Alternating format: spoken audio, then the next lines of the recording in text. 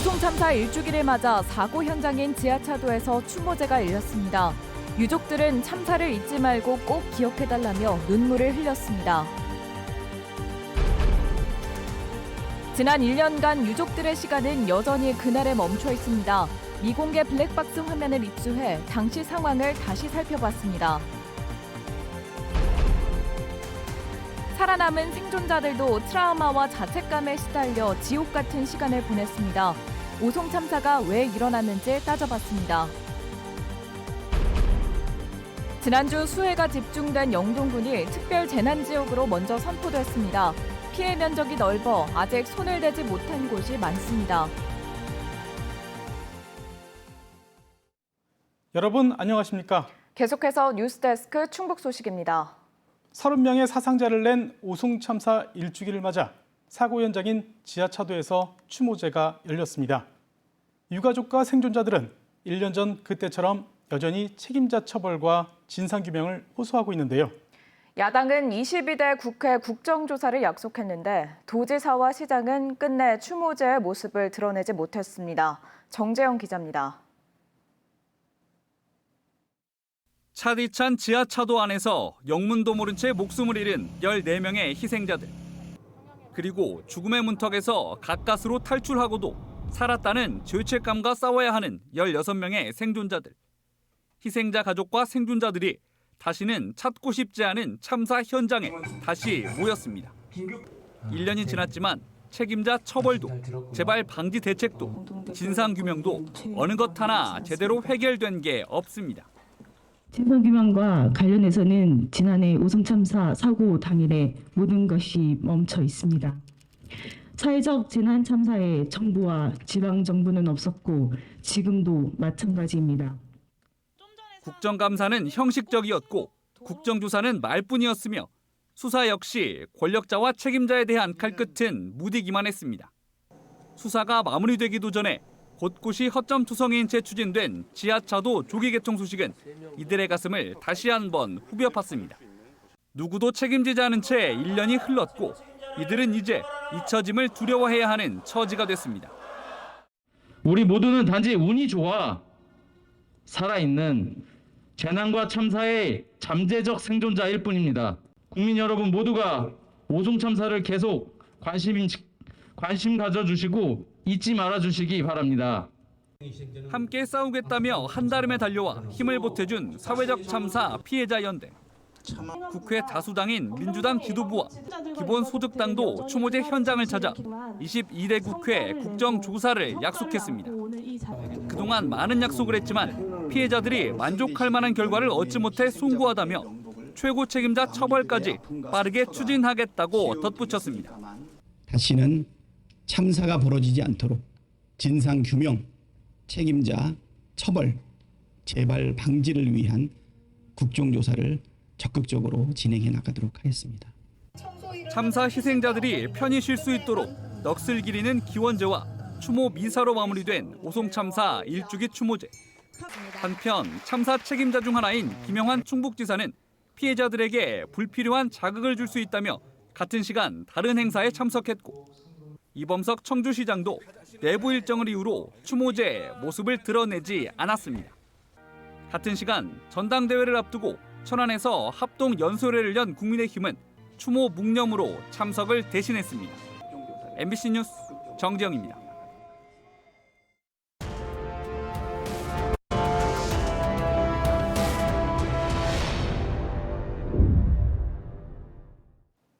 (1년) 전 오늘 있어서는 안 될 참사가 청주 오송 궁평 이지하차도에서 벌어졌습니다. 우리 기억에서는 조금씩 잊히고 있지만 여전히 그날의 악몽에서 벗어나지 못하는 사람들이 있습니다. 저희는 희생자 14명을 추모하는 마음을 담아 오송 참사와 관련한 기획보도를 시리즈로 준비했습니다. 그날을 꼭 기억해달라는 유가족의 동의를 받아 희생자의 미공개 영상과 육성을 먼저 보도해드리겠습니다. 이지영 기자입니다. 지난해 7월 15일 62살 황말레 씨가 운전하던 승용차입니다. 차가 들어서자 멀쩡했던 지하차도에 18초 만에 흙탕물이 차오릅니다. 물살을 헤치며 터널 밖으로 힘겹게 빠져나가는 승용차. 이제 경사로만 올라서면 되는데 흙탕물이 폭포수처럼 쏟아져 내리고 차는 그대로 멈춰섭니다. 아무리 가속 페달을 밟고 제동 장치를 밟아봐도 차가 도리어 밀립니다. 아이고 하나님 도와주세요. 도와주세요. 도와주세요. 도와주세요. 차량의 흙탕물이 점점 차오르고 극한의 공포가 몰려옵니다. 남편에게 건 전화는 황 씨가 마지막으로 남긴 육성이 됐습니다. 여보 나 이거 걸렸어. 지하수에서 걸려버렸어. 여기 물 때문에 못 가. 안돼. 도저히 못 나와? 앞이 안 보여. 임시제방이 무너지면서 6만 톤의 강물이 그대로 덮쳤고 그때 우연히 차도를 지나던 사람들은 피할 수 없었습니다. 탈출 방법이라도 알려줬다면, 그날 출근하지 말라고 말렸다면 남은 가족들의 시간은 그날에 멈춰 있습니다. 내일 나가야 된다, 출근한다 그러면은 그냥 전화해서 내일은 그냥 쉰다고 하세요. 쉬어도 되는 거니까. 그러면 되는 건데. 나누고 베푸는 걸 좋아해 사회복지사로 제2의 인생을 꿈꾸던 엄마. 생일을 앞두고 주문했던 감사패는 미처 드리지 못했습니다. 저는 이거 볼 때마다 정말 많이 생각나요. 이거 못 드렸다는 거. 이거 드렸어야 되는데.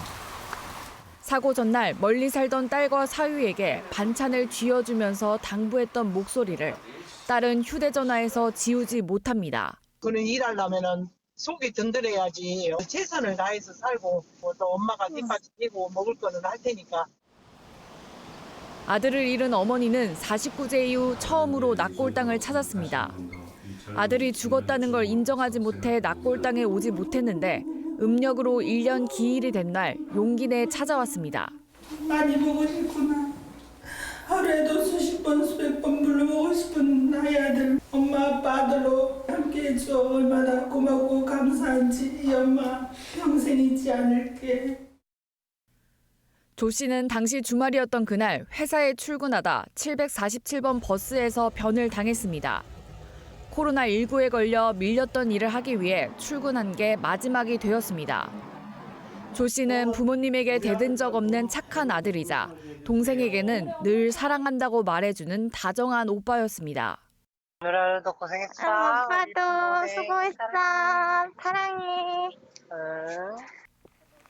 2023년 7월 15일 14명이 숨진 오송 지하차도 참사. 희생자 가족들은 아직도 일상을 되찾지 못하고 있습니다.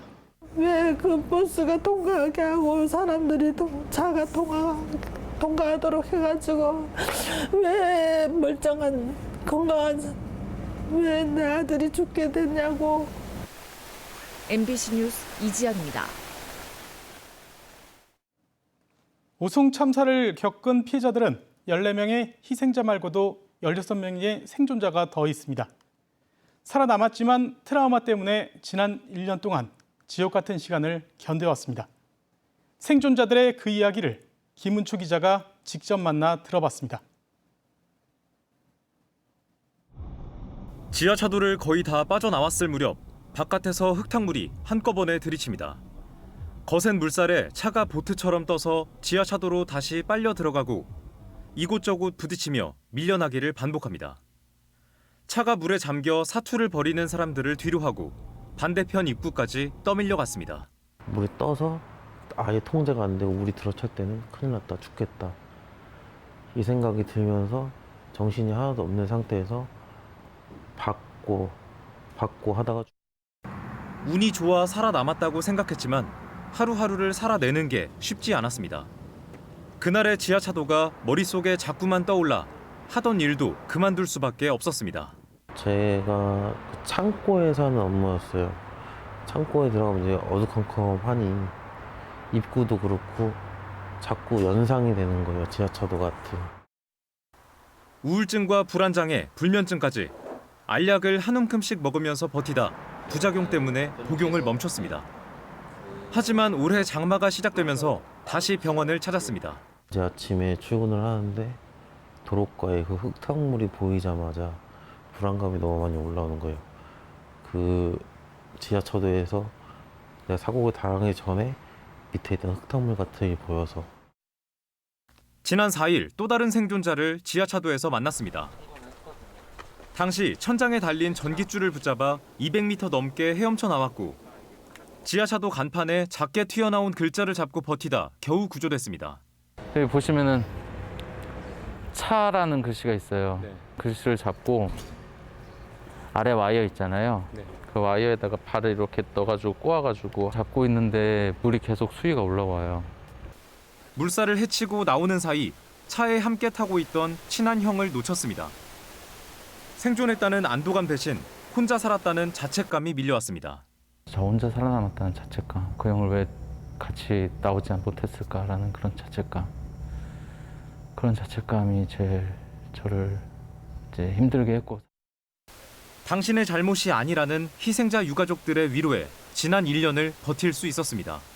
아버님을 처음 뵀는데 아버님이 저한테 그랬어.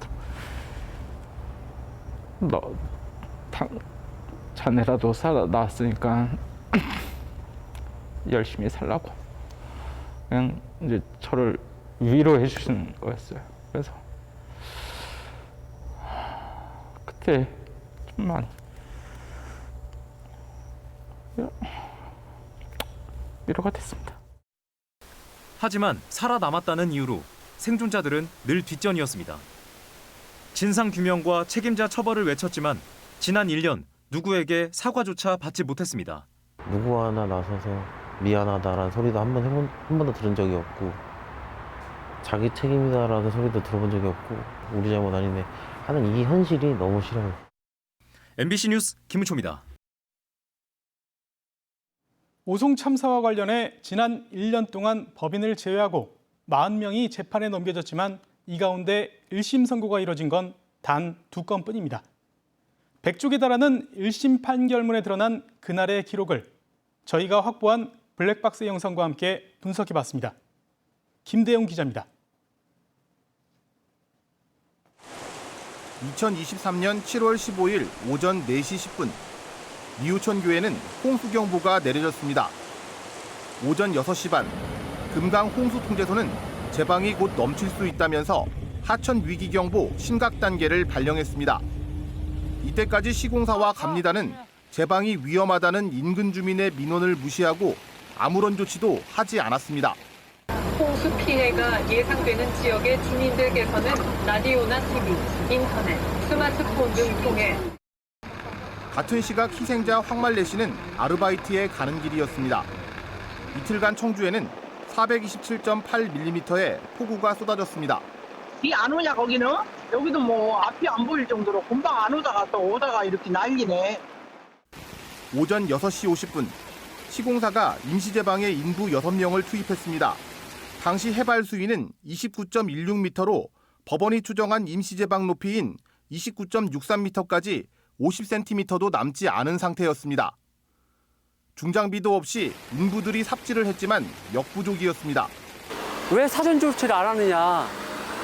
지금은 늦었다. 그리고 더군다나 지금 물이 잘름잘름한 형편에서 저 삽질이 저게 뭐냐. 오전 7시 51분 해발 수위 29.63m 강물은 제방을 타고 넘쳐 흐르기 시작했습니다.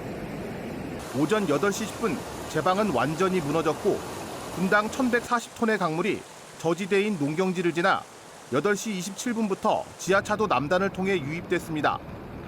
4분 뒤인 8시 31분 아르바이트를 마치고 돌아오던 황말래 씨 차량은 반대편인 지하차도 북단에 진입했습니다. 누구도 차량을 통제하지 않았고 지하차도를 빠져나올 수 없었습니다.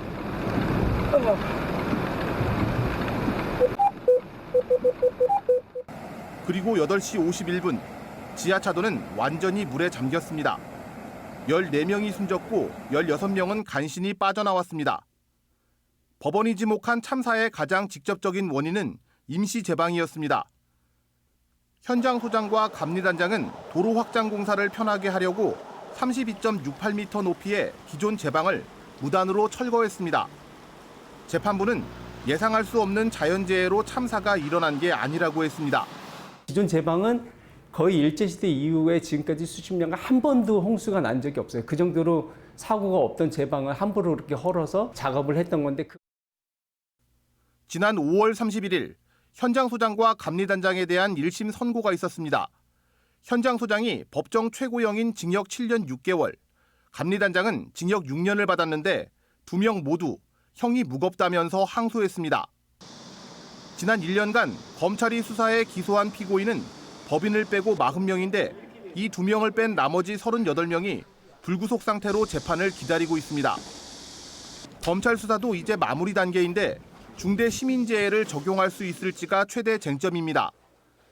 검찰은 지난 4월 26일 이범석 청주시장을, 5월 1일 김영환 충북지사를 피의자로 소환 조사했지만 기소 여부는 아직 결정하지 못했습니다. MBC 뉴스 김대웅입니다. 국민의힘 전당대회 충청권 합동연설회가 오늘 천안 유관순체육관에서 열렸습니다. 나경원과 원희룡, 한동훈과 윤상현 등 4명의 당대표 후보와 최고위원 후보들은 충청과의 연고를 내세우며 대한민국의 중심인 충청에서 당의 혁신을 이뤄달라고 호소했습니다. 또 충북의 바이오, AI를 비롯한 첨단 산업을 육성하고 중부내륙 특별법 개정을 통해 발전을 지원하겠다고 밝혔습니다. 한동훈 국민의힘 당대표 후보를 테러하겠다는 글이 인터넷에 게시돼 경찰이 수사에 나섰습니다. 충북경찰청에 따르면 오늘 오전 10시 50분쯤 한 인터넷 커뮤니티 사이트에서 한 후보를 향해 칼 들고 복수하러 간다는 내용의 글이 올라왔습니다.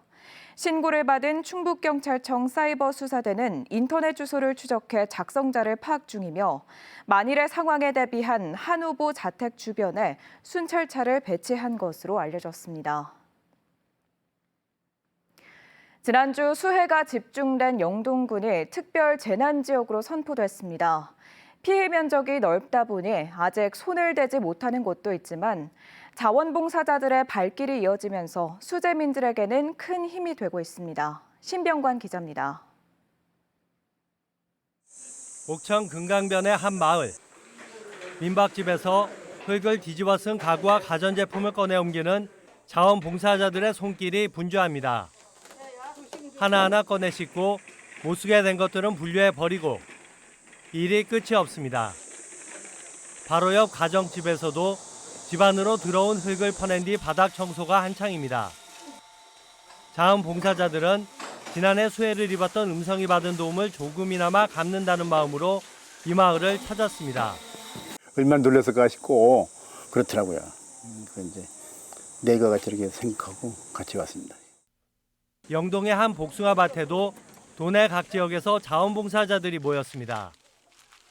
물에 잠겼던 복숭아 나무를 살리기 위해서는 잔해물을 제거하고 복숭아를 따는 뒤 비 오기 전 방제를 해야 하는 촉박한 상황.